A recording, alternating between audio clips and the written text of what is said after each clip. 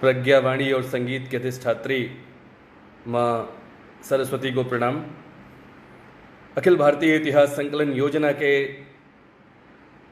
राष्ट्रीय संगठन सचिव, हम सबके प्रेरणा स्रोत और जिनकी प्रेरणा और जिनकी ऊर्जा से हम पूरे देश में लगातार कार्यक्रमों की एक श्रृंखला लेकर आ रहे हैं, ऐसे आदरणीय भाई साहब डॉक्टर बालमुकुंद पांडे जी, गुजरात प्रांत की पूरी टीम, पूरा समूह, उनको मेरा कोटिसह प्रणाम। आदरणीय गिरीश भाई ठाकर जी, आदरणीय हरि भाई जी, डॉक्टर राजेश जी, जो लगातार इस कार्यक्रम को सफल बनाने के लिए लगे हुए हैं। मुझे आज निर्देशित किया है कि मैं भारतीय इतिहास की विसंगतियों और इतिहास के पुनर्संकलन या पुनर्लेखन की आवश्यकता क्यों है, इस पे आज आपसे बातचीत करूं, आपसे विमर्श करूं।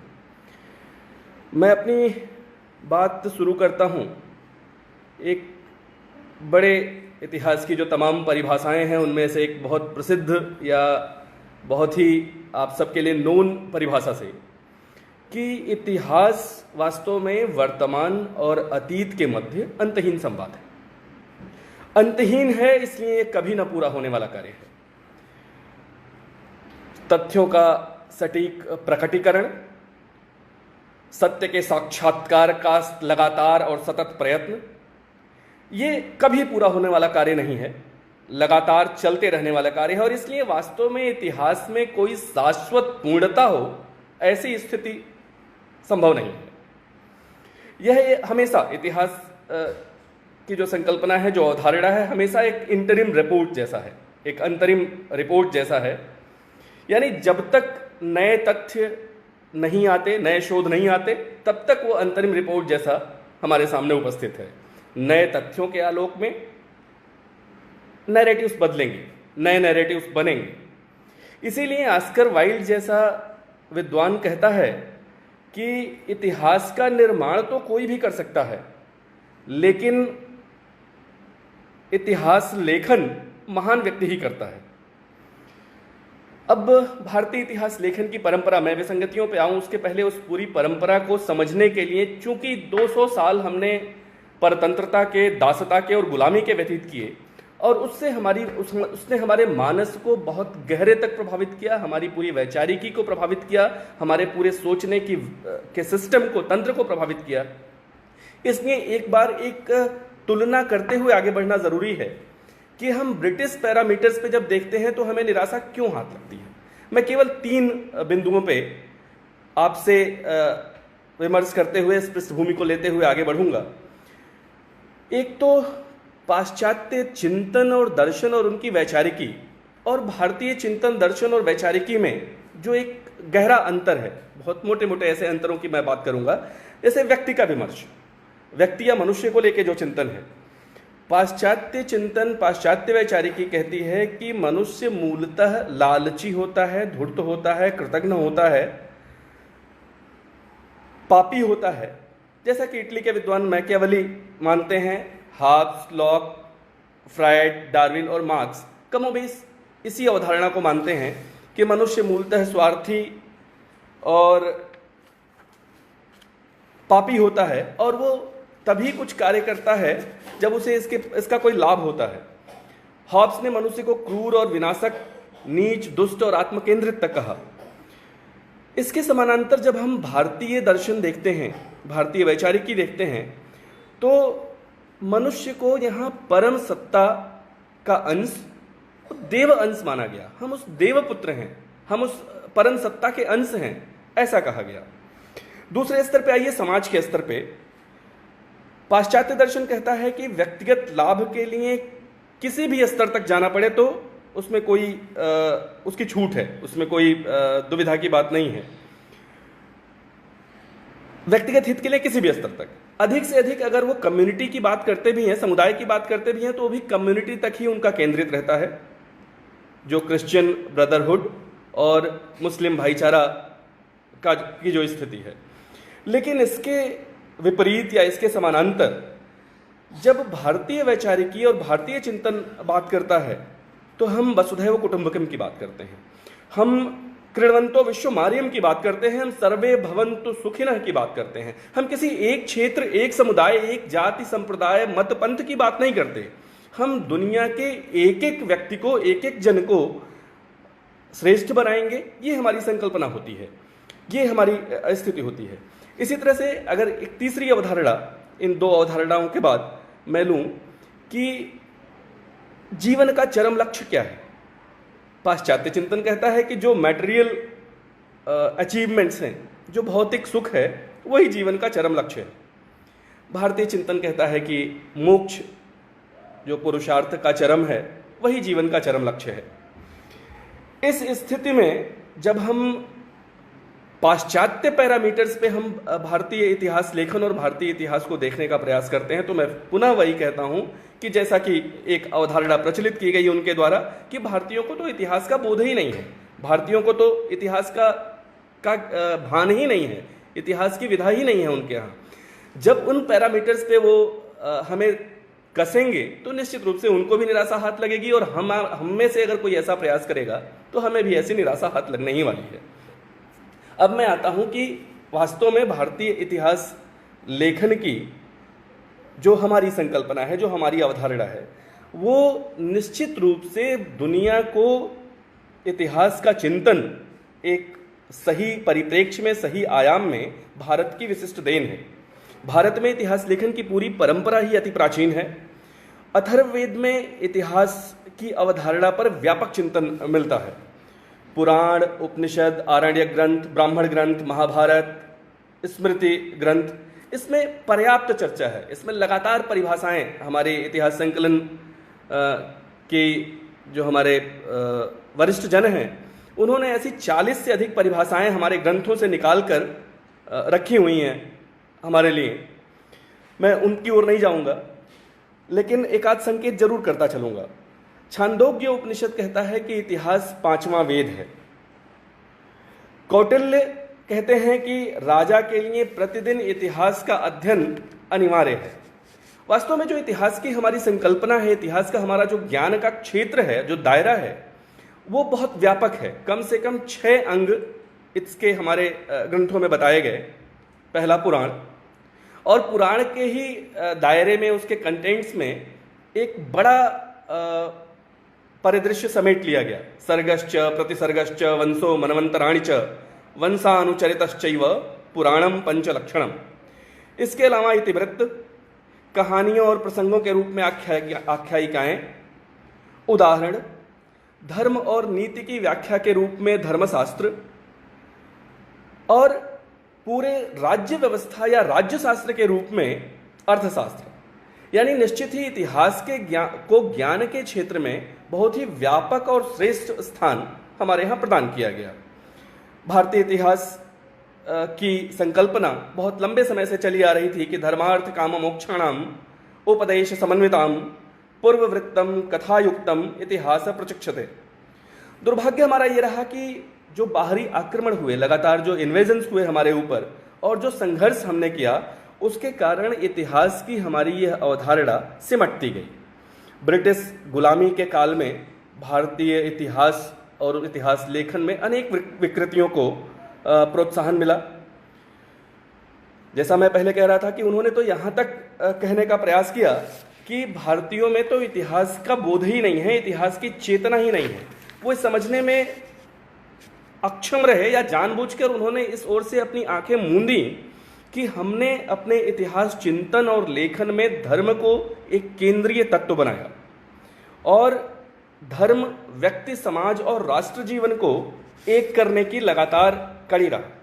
इसके विपरीत जो पाश्चात्य जगत है, वहाँ हीगेल जैसे दार्शनिकों ने ईसा से ही ईसा को ही रेफरेंस बनाकर पूरे इतिहास के उद्भव और विस्तार की बात की, और इसीलिए उससे पूर्व के काल को उन्होंने अंधकारमय मान लिया और अराजकतापूर्ण बताया।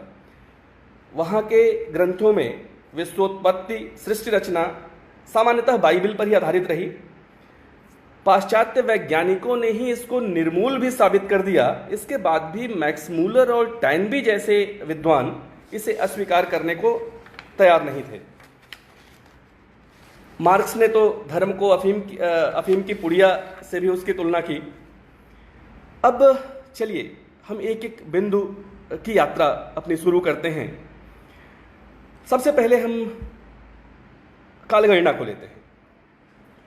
भारतीय कालगणना पूरे ब्रह्मांड को व्याप्त करती है।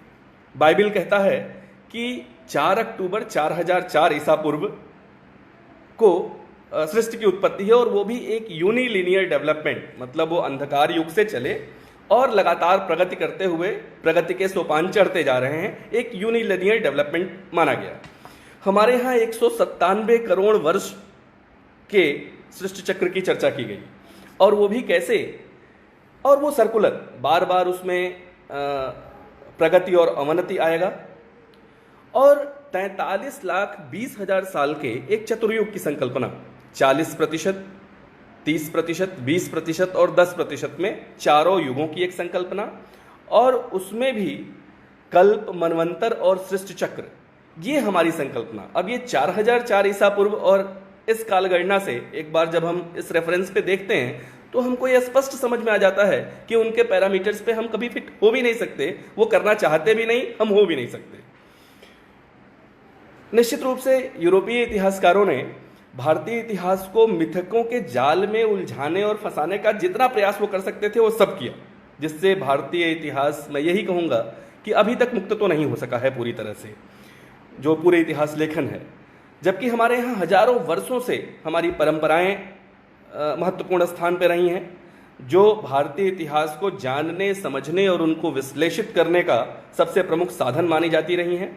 ये रूढ़ियाँ नहीं हैं, हमारी परंपराएं रूढ़ियाँ नहीं हैं, बल्कि ये सदैव भारतीय जनजीवन में चेतना और उत्साह की परिचायक रही हैं। ये भारतीय संस्कृति, 4 पुरुषार्थ व अध्यात्म जीवन से जुड़ी रही हैं, और इनकी निरंतरता लगातार बनी रही है।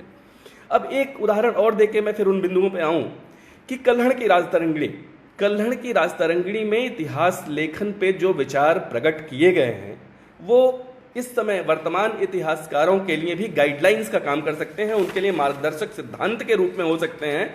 वो कहते हैं, कल्हड़ अपनी राजतरंगिणी में अपने पूर्व के पूरे इतिहासकारों का विवरण देते हैं और कहते हैं कि इतिहासकार को रागद्वेष से ऊपर होना चाहिए, पक्षपात रहित होना चाहिए। इतिहास लेखन के पहले उसे पूर्व काल की पूरी जानकारी, संपूर्ण जानकारी होनी चाहिए। उसे परिस्थितियों व घटनाओं का सही विश्लेषण और विवेचन करना चाहिए। किसी भी विषय का विश्लेषण समग्रता में किया जाना चाहिए। इतिहास की समस्याओं में को उसकी व्यापकता और विविधता के परिप्रेक्ष्य में ही विश्लेषित किया जाना चाहिए, और उसके निष्कर्ष का आधार नैतिक होना चाहिए। आप इन पैरामीटर्स पे, इन गाइडलाइंस पे आज के भी किसी तत्कालीन तो छोड़ दीजिए, तत्कालीन जो इतिहासकार हैं, उन्होंने, किसी ने भी, पाश्चात्य जगत के इतिहासकार ने इतिहास लेखन के तत्वों का इस तरह से विवेचन तो नहीं ही किया है। ये तय है, इसमें कहीं कोई दुविधा नहीं है। वास्तव में जब अंग्रेज यहाँ आए, विसंगतियों की ओर बढ़ते हैं, अंग्रेज जब यहाँ आए तो वो व्हाइट मीन्स बर्डन थ्योरी, गोरे लोगों पर भार का एक सिद्धांत लेके आए। उन्होंने कहा कि हमें ईश्वर ने ये भार सौंपा है कि हम पूरी दुनिया में जाएं और पूरी दुनिया के क्रूर, बर्बर, असभ्य, जंगली लोगों को सभ्य बनाएं। ये हमें ऊपर वाले ने, ईश्वर ने उनको ये भार दिया है। ऐसा अंग्रेजों ने एक सिद्धांत स्थापित करने का प्रयास किया, और भी बहुत सारे इस तरह के उनके झूठ और छलावे भरे सिद्धांत कि वो काम कर रहे हैं maximum happiness to maximum number of people के सिद्धांत पे, जिसमें पूरी दुनिया के जो अधिकांश लोग हैं वो सुखी हों, संपन्न हों, समृद्ध हों, वो सुसंस्कृत हों, इस आधार पे वो काम कर रहे हैं। और इसलिए उन्होंने वो सारा प्रयास किया कि जिस देश को वो विजिट करते हैं वहाँ के लोगों के स्वाभिमान को तोड़ा जाए, वहाँ के लोगों के आत्मविश्वास को पूरी तरह से पददलित कर दिया जाए, जिससे लंबे समय तक निष्कंटक रूप से बिना किसी बाधा के, बिना किसी व्यवधान के वो उस देश पे अपना राज्य स्थापित रख सकें, वहाँ के लोगों के मानस पे अपना राज्य कर सकें। इसलिए उनकी दृष्टि बहुत स्पष्ट थी। They put all their efforts to hammer the confidence of Indian people, बहुत स्पष्टता के साथ। इसलिए उन्होंने जानबूझकर पूरी रणनीति के साथ मैकाले का जो सिस्टम है या उसकी पूरी जो वैचारिकी है, पूरी रणनीति के साथ भारतीय इतिहास में विकृतियों और विस्मृतियों की भरमार की। अब विडंबना यह है कि स्वतंत्रता के 7 दशक बीत जाने के बाद भी अभी भी हम शैक्षिक और अब यद्यपि उस जकड़न को हम लगातार तोड़ रहे हैं और बहुत तेजी से तोड़ रहे हैं, फिर भी कमोबेश एक बड़ा हिस्सा अभी भी उस ब्रिटिश उपनिवेशी बौद्धिक रूप से बना हुआ है। हम अभी भी, हमारे दिमाग डिकोलोनाइज नहीं हो पाए हैं, लेकिन हम लगातार उसको तोड़ने का प्रयास कर रहे हैं। सृष्टि की उत्पत्ति की एक चर्चा मैंने आपसे की कि कितना अंतर है हमारे और उनके चिंतन में। दूसरी चर्चा मैं अभी बहुत संक्षेप में आपसे मानव के उद्विकास के करूं। एक डार्विनियन थ्योरी आई जिसमें डार्विन बताते हैं कि प्लेसियंथ्रोपस से, जब उसके पहले भी लेम्यूर से सृष्टि की एक कोशिकीय जीव से शुरू होता है, फिर लेम्यूर से होते हुए मनुष्य के उद्विकास तक की बात होती है। और मनुष्य के उद्विकास में प्लेसियंथ्रोपस से पिथेकेंथ्रोपस, सिनेंथ्रोपस, इयोनथ्रोपस, निएंडरथल्स, रोडेशियंस, क्रो मैग्नन से होते हुए होमो सैपियंस तक की यात्रा डार्विन ने कभी सपने में देखा और हमें करा दिया। लेकिन जो मॉडर्न रिसर्चेज हैं, वो सेलुलर और मॉलिकुलर बायोलॉजी के जो मॉडर्न रिसर्चेज हैं, उन्होंने पूरी तरह से इसको खारिज कर दिया है, इस पूरे सिद्धांत को, डार्विन के सिद्धांत को, इस इवोल्यूशन थ्योरी को। और वो कहते हैं कि any species can not evolve into other species. कोई स्पीसीज का परिवर्तन नहीं हो सकता, किसी स्पीसीज का परिवर्तन नहीं हो सकता। ऐसे में जब हम अपने ग्रंथों को खंगालते हैं, तलाशते हैं, तो हमें दिखता है, कम से कम केवल मैं ऋग्वेद की अगर बात करूं तो ऐसे लगातार हमको संदर्भ मिलते हैं जिसमें एक इंटरस्टेलर क्लाउड ऑफ फॉर्मेल्डिहाइड को हम रिलेट करते हैं। उसकी बात होती है कि एक फर्स्ट पॉलीएटॉमिक ऑर्गेनिक मॉलिक्यूल बना H2CO, और ऐसे पर्याप्त संदर्भ मिलते हैं। पहले मंडल के में 164-52 अभिपतः दृष्टिभिः तर्पयन्तम सरस्वन्त्यम अवसे जाह्नवीमि सूर्य रश्मितो जीवो अभिजायते, और इस तरह से 10वें मंडल में खास करके इस तरह के कई सारे प्रमाण मिलते हैं जिससे ये सिद्ध होता है कि अमैथुनीय मानव का जन्म हो सकता है और होता है। इसलिए मैं बार बार कहता हूं कि उन्हें बधाई कि वो अपने को बंदरों की संतान माने। हम ऋषियों की संतान हैं, ऐसा हम मानते हैं, और अमैथुनीय मानव के जन्म की दशाएं बन सकती हैं, बनी हैं, ऐसे लगातार रेफरेंसेस हमारे पास हैं। यद्यपि रिसर्चेस, वही मैं कह रहा हूं कि इतिहास का कार्य कभी नहीं खत्म होने वाला है, अंतहीन संवाद है, लगातार रिसर्चेस होने चाहिए। मैं आपसे एक और चीज शेयर करूं कि पिछले 150 साल में जो विज्ञान के रिसर्चेज हुए, साइंस के रिसर्चेज हुए, उसमें से केवल पिछले 3 दशक में 2/3 से अधिक नए रिसर्चेज के आने से खारिज हो गए। उनको निरस्त कर दिया गया, उनकी स्थापनाओं को खारिज कर दिया गया। ऐसे में मुझे लगता है कि इतिहास और संस्कृति में जो हमारे तथ्य हैं, रिसर्चेज हैं, उनको अनावश्यक रूप से क्यों ढोया जाए। अगर नए रिसर्चेज उसको खारिज करते हैं तो हमें उसे पूरी तरह से मानना चाहिए। इसके बाद आइए एक और सिद्धांत गढ़ा गया, क्योंकि यहाँ अंग्रेजों को सिद्ध करना था कि यहाँ शक आए, यवन आए, हूण आए, कुषाण आए, पहलव आए, पार्थियन आए, मुस्लिम आए, और उस पूरी स्वाभाविक प्रक्रिया के तहत हम आए हैं, इसलिए आर्य भी बाहर से आए। और केवल कुछ कंकाल उनको मिल गए जिसपे उन्होंने, अभी यद्यपि कैनेडी में एक बार इस पर भी लगातार चर्चा कर रहा था इस महामारियों के दौर में, कि कैनेडी ने उसको कहा था कि ये महामारी के कारण एक साथ जो 13 अस्थिपंजर मिलते हैं हमको मोहनजोदड़ो में, या एक गली में जो लाशों के ढेर मिलते हैं, उसको उन्होंने मान लिया कि ये सपना देख लिया। उनको ये सिद्ध करना था कि आर्य बाहर से आए, और ये आर्य आक्रमण का ही सबूत है जो ये बड़ी संख्या में अस्थिपंजर हमें मिल रहे हैं। लेकिन अब अगर आप देखेंगे, चाहे लिंग्विस्टिक सोर्सेज को उठा के देखिए, सही तरीके से रिसर्च करते हुए, इस पर लगातार रिसर्चेस हुए हैं। आर्कियोलॉजिकल सोर्सेज को, अभी राखी गढ़ी का तुरंत जो फाइनल एक उसके कंक्लूजन्स आए हैं, आप उनके थ्रू जाइए। लिटरेरी सोर्सेज को उठा के देखिए। अब इन सबसे ये सिद्ध हो चुका है कि आर्य आक्रमण का सिद्धांत एक छलावा है, झूठ है परले दर्जे का, इसके अलावा कुछ नहीं है। और अब वो ओरिजिन इन इंडिया थ्योरी के रूप में बदल चुका है। Doctor Elst Koenraad, doctor David Frawley, Michel Danino आदि अनेक बाहर के विद्वानों ने भी इस पर कार्य किया और आर्यन इन्वेजन थ्योरी को खारिज किया।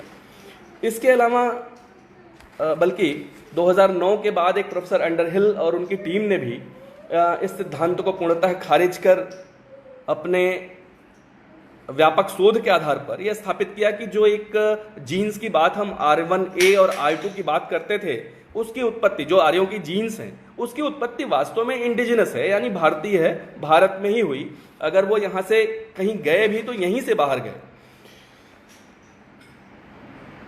गोघ्न की चर्चा एक की जाती है विकृत करने के लिए कि भारत में, प्राचीन भारत में गाय का मांस खिलाने की प्रथा थी। पूछा गया ऐसे एक विद्वान से कि कितनी बार ये रेफरेंस आया है। साहब, एक बार।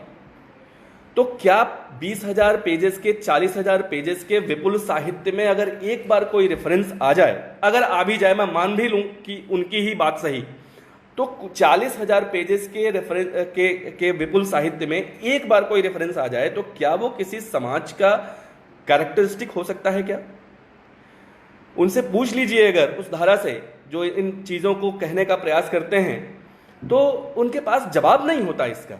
और अभी ये समय है कि इन सारी चीज़ों को, मैं हमेशा ये कहता हूं कि किसी लाइन को खुरच के मिटाने का प्रयास करने के बजाय हमेशा एक बड़ी लाइन खींचने का प्रयास होना चाहिए।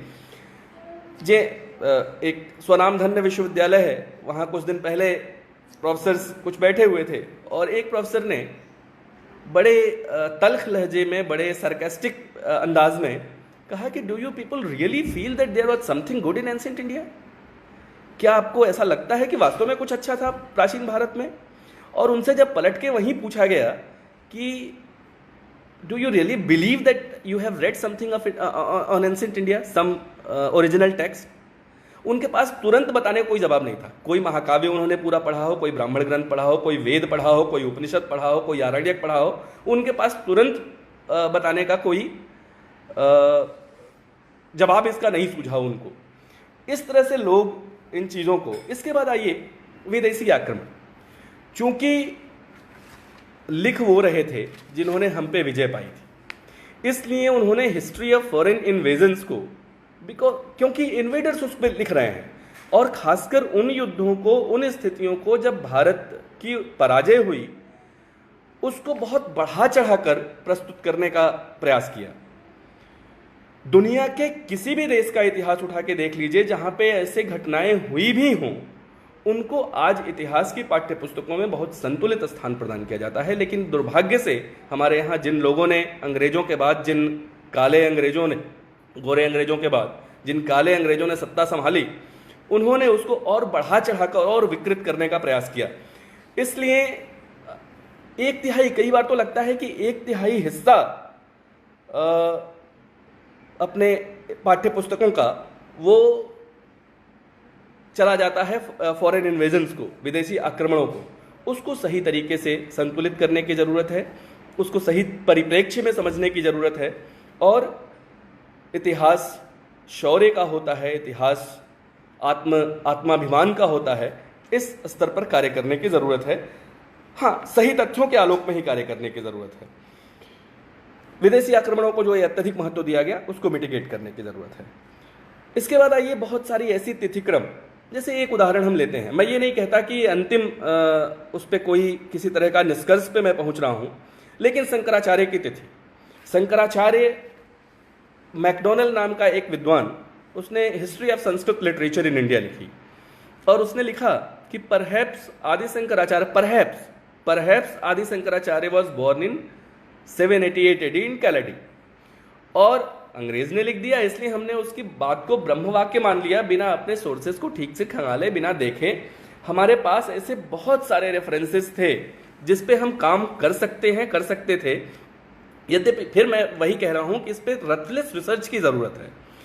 एक विचारधारा तो अब ये आई ही कि हमारे पास ऐसे बहुत सारे प्रमाण या रेफरेंसेस हैं जो 507 ईसा पूर्व तक शंकराचार्य की तिथि को ले जाते हैं। ये सही है या गलत है, इस पे मेरी कोई टिप्पणी नहीं है अभी, लेकिन इस पे खूब शोध किया जाना चाहिए ताकि सत्य का सही उद्घाटन हो। क्योंकि जैन ग्रंथ जिनविजय कहता है, उसमें जो डेटिंग है उसको अगर आप देखें तो 478 से 475 ईसा पूर्व के बीच शंकराचार्य का देहावसान हुआ, ऐसा कहता है। सुधन्वा का ताम्रपत्राभिलेख जो युधिष्ठिराब्द 2631 में शंकराचार्य के जन्म की बात करता है, जिसको आप कैलकुलेट करेंगे तो 507 ईसा पूर्व होता है। कांची पीठ ने 170 शंकराचार्यों की सूची जारी की, जिस आधार पर भी आप कहीं भी 788 तक नहीं सेट कर सकते आदि शंकराचार्य को। बहुत सारे ऐसे लोग मानते हैं कि कामकोटि के जो पीठ के 38वें आचार्य हैं अभिनव शंकर, वो ही उन्हीं को आदि शंकराचार्य मान लिया गया। पुरी पीठ ने शंकराचार्य अवतार नाम का एक ग्रंथ लिखा, लेकिन इन सबका एक विवेचन सही तरीके से किया जाना आवश्यक है। एक नए दृष्टि से, एक वास्तविक भारतीय दृष्टि से इसका शोध बिना किसी तरह का कोई अपने मन में प्रेजुडिस या पूर्वाग्रह लिए ऐसा शोध होना चाहिए, ऐसा मेरा मानना है। इसके बाद आइए मौर्य काल में एक धम्म की संकल्पना आती है, और जिन्होंने अथॉरिटी के रूप में जो प्रसिद्ध रही इतिहासकारा, जिन्होंने ये यद्यप कैसे कैसे बयान दे रही हैं, आप सब देख रहे हैं, सुन रहे हैं, लेकिन उन्होंने ये घोषित किया कि ये अशोक की स्वयं की खोज थी। अशोक का धम्म उसके स्वयं की खोज थी, जबकि अपने एडिक्ट्स में वो स्वयं कहता है कि मैं कुछ नया नहीं कर रहा हूं। मेरे पहले भी कई सारे शासकों ने अपनी प्रजा में धम्म के प्रचार का प्रयास किया, लेकिन वो इसमें उतने सफल नहीं हो सके, क्योंकि उन्होंने केवल इसे उपदेश के आधार पर करने का प्रयास किया। मैं इसीलिए इसको उपदेश और प्रशासन दोनों ही आधारों पर कर रहा हूं, और इसीलिए धम्म महामात्रों की नियुक्ति कर रहा हूं। लेकिन उन्होंने कहा, रॉक एडिक्ट्स में वो लिखता है कि ये पौराणिक प्रकृति है, धम्म कुछ नया नहीं है, जिसमें वो बात होती है कि कियम छु धम्मे, धम्म क्या है, और पूरा एक कोड ऑफ कंडक्ट की बात होती है। अपा सिन्वे बहु कयाने दया दाने सचे सोचे माधवे साधवे च, उसके विधेयात्मक और निषेधात्मक पक्षों की बात होती है। और उसको वो इतिहासकार महोदया, नाम से आप सभी वाकिफ हैं, जिनको लगातार हम अथॉरिटी मानते रहे, उन्होंने कहा कि ये उसकी अपनी खोज है। मैं ऐसा मानने को तैयार नहीं हूं कि उन्होंने उन एडिक्ट्स को ना देखा हो, उनका अनुशीलन न किया हो, उसको पढ़ा ना हो, उसको समझा ना हो। इसलिए अगर वो इस बात को इस रूप में प्रस्तुत करती हैं, तो निश्चित रूप से उसके पीछे उनके कुछ और उनके दिमाग में चल रहा है, ऐसा मैं मानता हूं। शायद उस पूरी सनातन परंपरा को निगेट करने का एक प्रयास जरूर है, ऐसा मुझे लगता है। इस पूरी धम्म की पूरी संकल्पना के साथ इस रूप में खिलवाड़ हुआ। इसके बाद आए तो एक और महान इतिहासकार हैं। हम मानते हैं कि हम में से बहुत सारे लोग कि कला, साहित्य, विज्ञान, प्रौद्योगिकी और संस्कृति के जो उच्चतम स्तर हमको दिखाई देते हैं गुप्त काल में, उसके कारण हम गुप्त काल को कहते हैं कि वो स्वर्ण युग है। हम ऐसा कहते हैं कि वो स्वर्ण काल है, ऐसा हम मान सकते हैं। उस समय जो साहित्य की रचना है, जो विज्ञान प्रौद्योगिकी की स्थिति है, जो स्थापत्य की स्थिति है, अर्थव्यवस्था भी जो कमोबेश जो उसकी स्थिति है, इस रूप में हम उसको स्वर्ण युग कहने का प्रयास करते हैं, तथ्यों के साथ कहने का प्रयास करते हैं। एक श्रीमाली साहब हैं, आप सभी उनके नाम से परिचित होंगे। उनकी एक किताब है प्राचीन भारत, जो बहुत विद्यार्थियों में लोकप्रिय रही है लंबे समय तक। उसके विकल्प बहुत सारे आ रहे हैं लगातार। उसमें वो एक चैप्टर ही लिखते हैं और उसकी हेडिंग बनाते हैं स्वर्ण युग की कपोल कल्पना। और तर्क क्या देते हैं आप देखिए, उसमें कितना सतही तर्क देते हैं। वो कहते हैं कि केवल इन आधारों पर किसी युग को स्वर्ण युग नहीं कहा जा सकता, क्योंकि 95% जनता उस समय पिस रही थी, संघर्ष कर रही थी, उनपे करों का बोझ उनके ऊपर था, उनपे अत्याचार हो रहे थे। केवल 5% जनता मजे में थी। इसके पीछे वो कोई आधार नहीं देते, इसके पीछे वो कोई तर्क, कोई रेफरेंसेस, कोई संदर्भ नहीं देते। ऐसे लोगों ने मान लिया कि वो जो कहेंगे उसको ही संदर्भ मान लिया जाएगा, और वो प्राइमरी सोर्स की तरह से ऐसा हुआ भी कि उनका प्रभाव इतना बढ़ा कि वो प्राइमरी सोर्स की तरह से कोट होने लगी कि ये रोमिला थापर ने लिखा है, ये डीएन झा ने लिखा है, ये फला श्रीमाली ने लिखा है। इसलिए वो प्राइमरी सोर्स के रूप में कोट होने लगे, और इसका उन्होंने खूब लाभ उठाया कि अनैतिहासिक तथ्यों को इतना ठीक तरीके से डिस्टार्ट किया। शायद अंग्रेजों ने जितना डिस्टॉर्ट नहीं किया था, उससे अधिक डिस्टॉर्शन वो लेके आए, और इस रूप में बस मन आया उन्होंने लिख दिया, कोई रेफरेंस नहीं देते किसके पीछे। और आप थोड़ा इस पे विचार कीजिए कि कोई भी युग, किसी भी काल में क्लास सिस्टम तो रहेगा ही। कास्ट सिस्टम रहे ना रहे, जो अधिक योग्य होगा वो जीवन में ऊंचे पायदान पे रहेगा, जो थोड़ा कम योग्य होगा वो थोड़े निचले पायदान पे रहेगा और ज्यादा संघर्ष करेगा। जो थोड़ा अधिक प्रतिभावान है वो कम संघर्ष करेगा। लेकिन इसको इस रूप में प्रस्तुत करना कि केवल 5% जो एलीट क्लास था वो मजे में था, बाकी 95% जनता पिस रही थी, मर रही थी, और कोई रेफरेंस इसका नहीं देना, इसलिए इस काल को हम स्वर्णकाल नहीं कह सकते। इसके बाद आइए, मुस्लिम आक्रमणों का और प्रतिरोधों का सही चित्रण नहीं हुआ।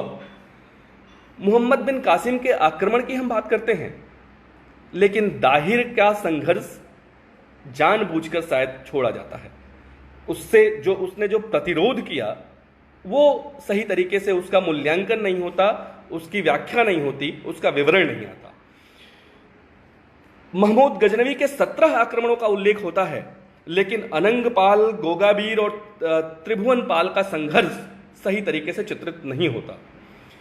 उसके बाद मोहम्मद गोरी के आक्रमण के बीच मैं एक तथ्य आपसे साझा करूं कि 1033 में अंतिम आक्रमण 1030-33 के आसपास होता है गजनवी का, और उसके बाद गोरी के आक्रमण के बीच 150 वर्ष का गैप है, 150 वर्ष का अंतराल है।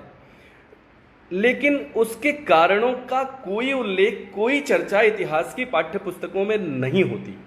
अब शायद होने लगे, अब जो नई पाठ्य पुस्तकें आएंगी मेरा विश्वास है कि वो इन विकृतियों को यथासंभव दूर करते हुए ही आएंगी।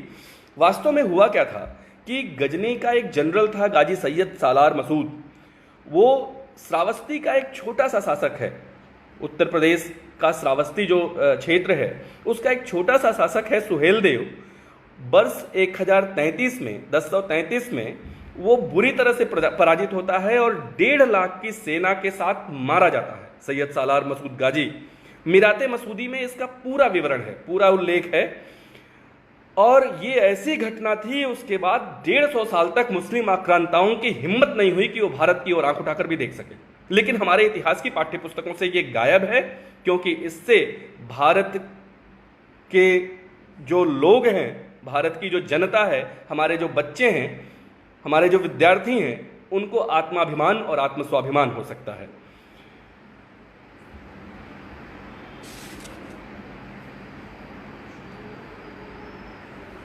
सामाजिक इतिहास का सही निरूपण प्राचीन भारत में कम से कम नहीं हुआ।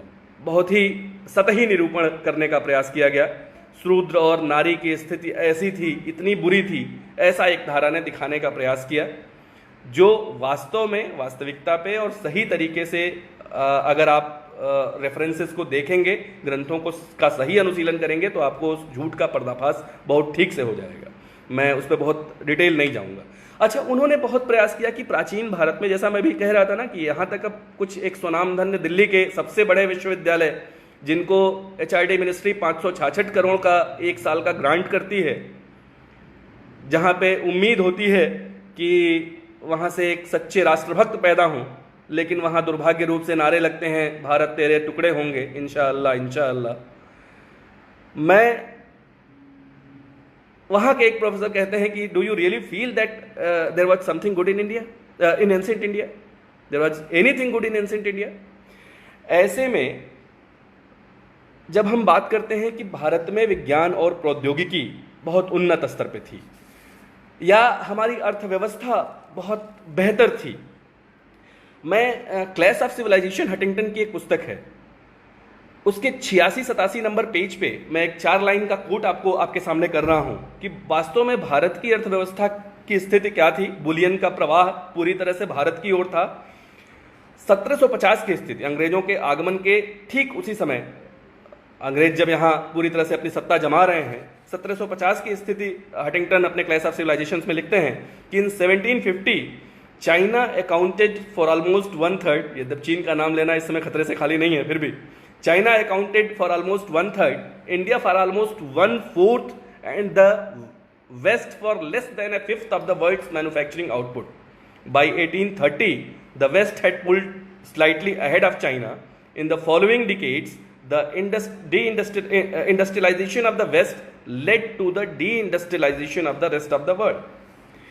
यानी जो पूरी दुनिया के बुलियन के प्रवाह का 1/4 हिस्सा केवल भारत के पास था और पूरा वेस्ट, पूरा पाश्चात्य जगत केवल 20% से संतोष कर रहा था, वो कैसे अंग्रेजों के आगमन के बाद उस पूरी व्यवस्था को तोड़ा गया और हमें ये विश्वास दिलाने का प्रयास किया गया कि जो ही हम कहें कि हमारा विज्ञान प्रौद्योगिकी बहुत उन्नत था, उसका इतिहास लेखन बहुत ठीक तरीके से होना चाहिए, क्योंकि वास्तव में भारत की जो प्राचीन विज्ञान प्रौद्योगिकी की स्थिति है वो बहुत उन्नत अवस्था में थी।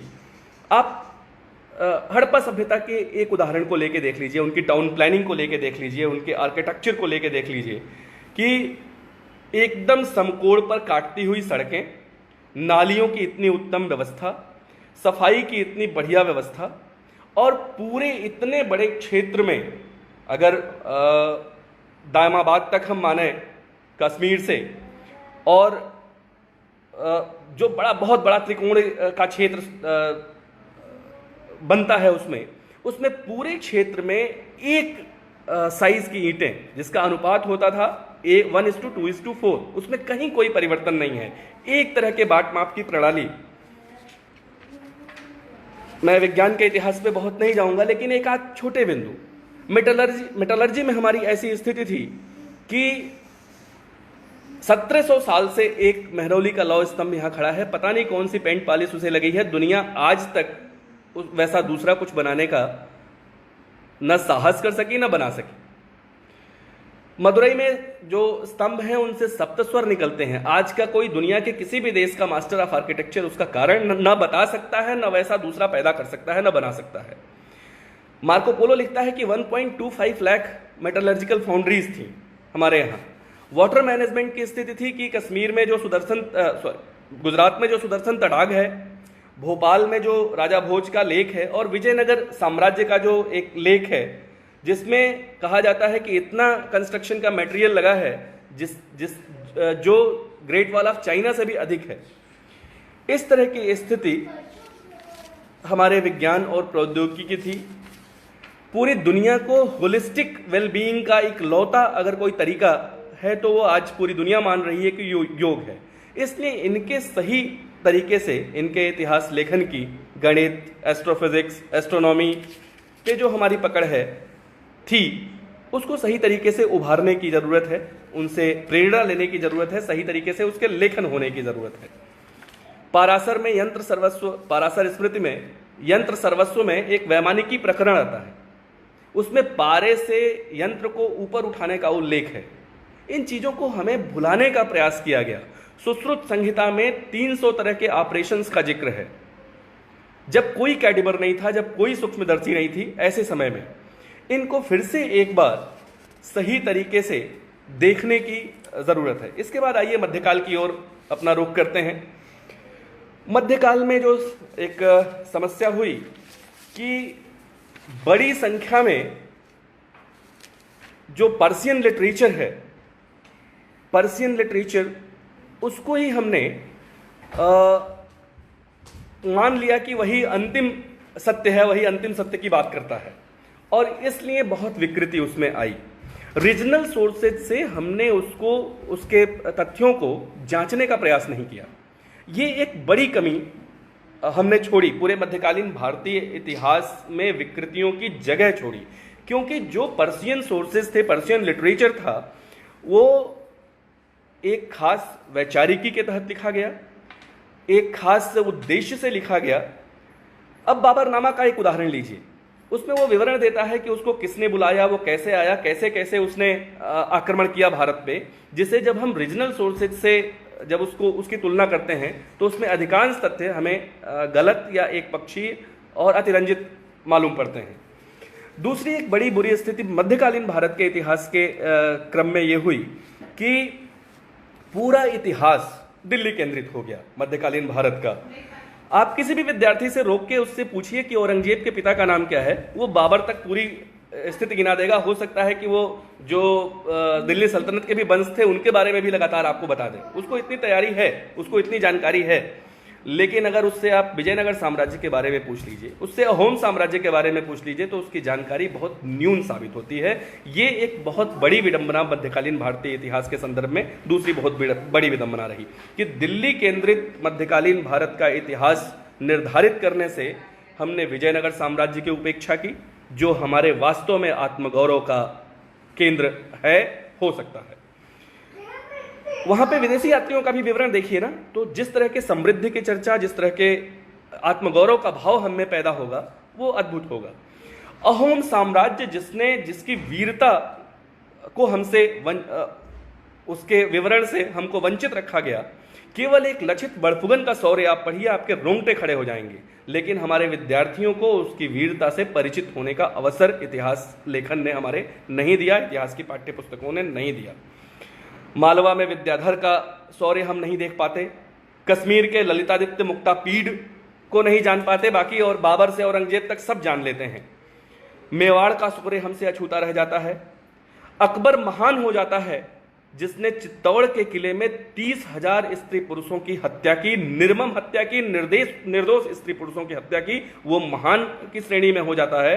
और युद्ध भूमि में, विवेर के युद्ध में शेरमा सुल्तान को मरते हुए अपने हाथ से गंगा जल पिलाने वाले महाराणा प्रताप, अपने राष्ट्र के लिए अपना सब कुछ न्यौछावर करने वाले महाराणा प्रताप को शायद भारत के इतिहास में वह स्थान नहीं मिल पाता।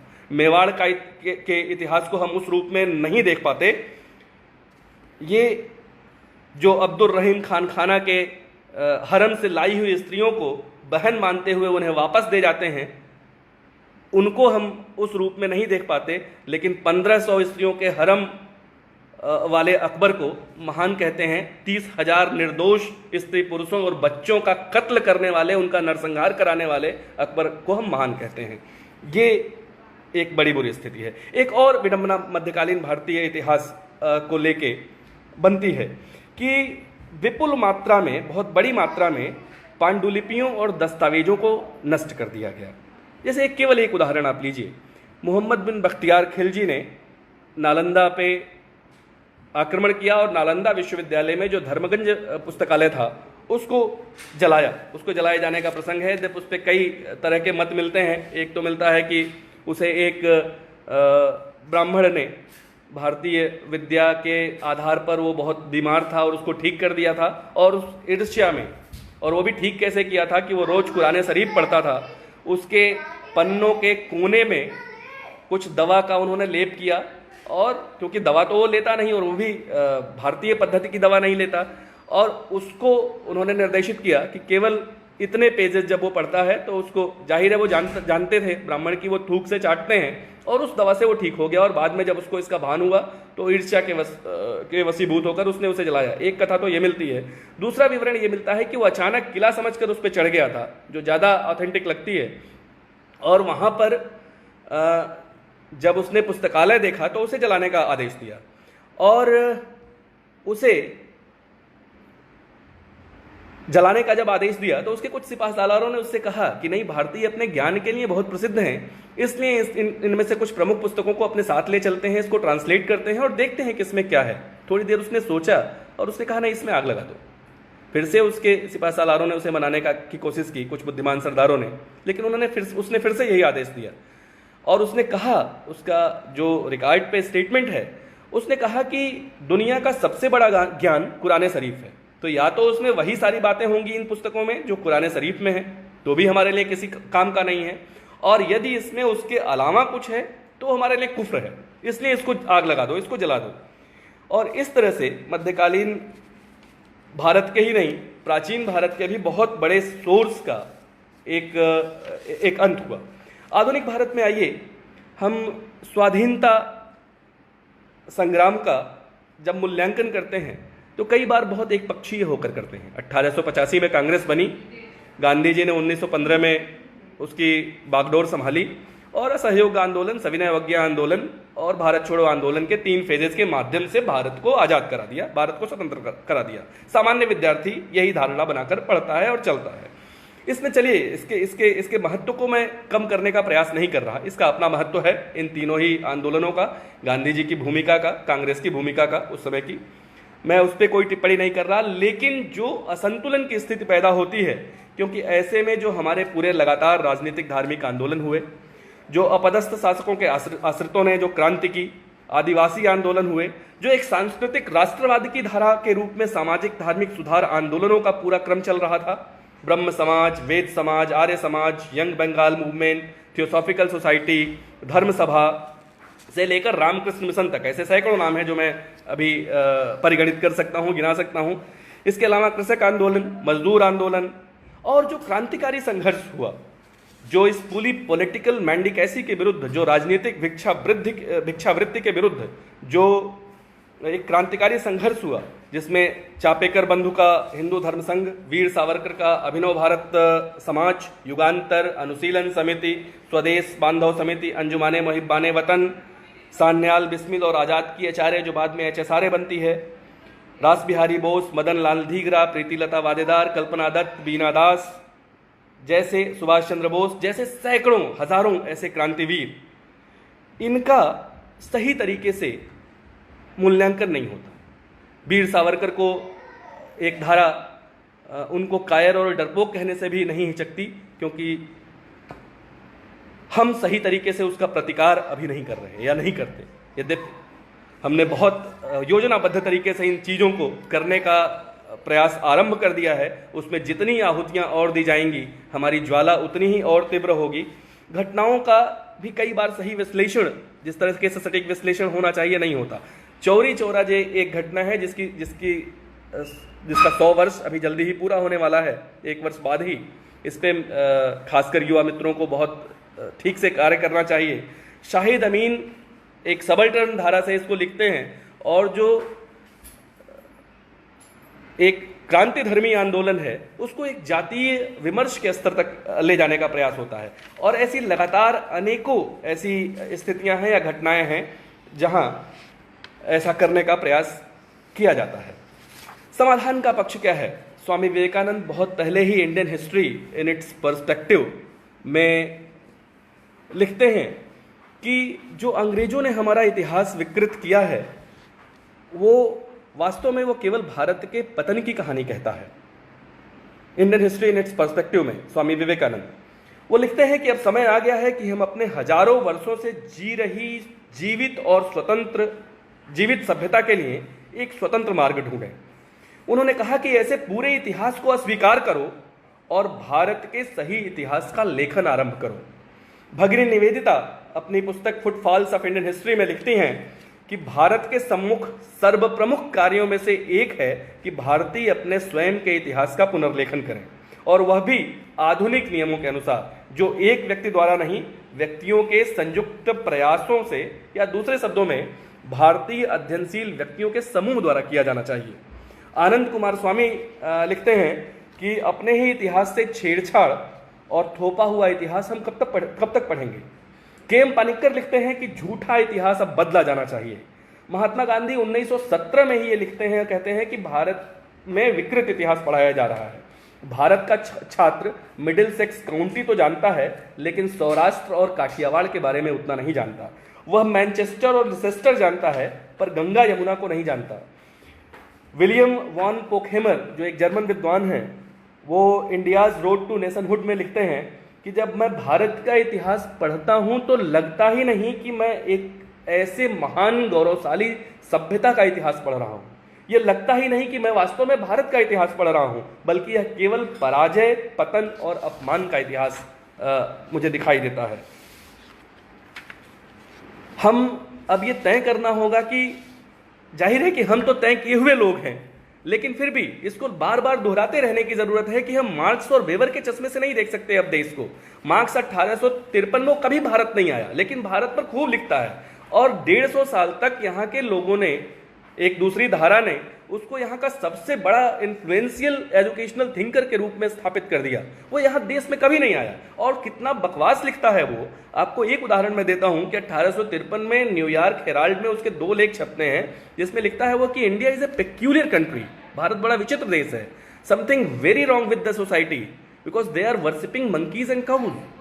वो लिखता है कि यहाँ लोग बंदरों और गायों की पूजा करते हैं, और इसीलिए शायद यही कारण था कि स्वामी विवेकानंद जब यूरोप और अमेरिका में अपने व्याख्यान देते हैं तो 79 टाइम्स, 79 बार ये रिकॉर्ड पे है कि अपना पूरा 1 घंटे का भाषण देने के बाद वो कहते हैं, 79 बार रिकॉर्ड पे है कि you westerners will never understand this. आप पाश्चात्य लोग इस बात को समझ ही नहीं सकते, क्योंकि आप इसको जीते नहीं, आप इसको समझते नहीं, आप इसको महसूस नहीं करते, आप इसका अनुभव नहीं करते। और शायद इसीलिए, लेकिन ऐसे लोगों के चश्मे से हमने अपने देश और समाज को बहुत लंबे समय तक देखा। हमने मतलब जब मैं कहता हूं तो मेरा आशय हमारी दूसरी धारा और भारतीयों से है जो प्रिवेल की लंबे समय तक। अब 5 वर्ष की पृष्ठभूमि हमें मिल चुकी है। इसी तरह से मैक्स वेबर लिखता है, वो लिखता है कि the religions of Hinduism and Buddhism नाम की पुस्तक लिखता है, और उसमें लिखता है कि 2 societies can never come up, that is China and India. बार बार न चाहते हुए मुझे चीन का नाम लेना पड़ रहा है। वो लिखता है कि 2 societies can never come up, that is China and India, because they believe in Karma and rebirth. उन्हें यह समझ ही नहीं है, और हमारी विडंबना यह है कि हमने अपने को उनके चश्मे से देखना प्रारंभ कर दिया। अब देश आत्मविश्वास से भरा है, हमें इन सब स्थितियों से बाहर आना है। ये सत्यपरक इतिहास लेखन का तो स्वर्णकाल है ही, जब हमें 5-6 वर्ष की बहुत पुष्ट पृष्ठभूमि मिल चुकी है।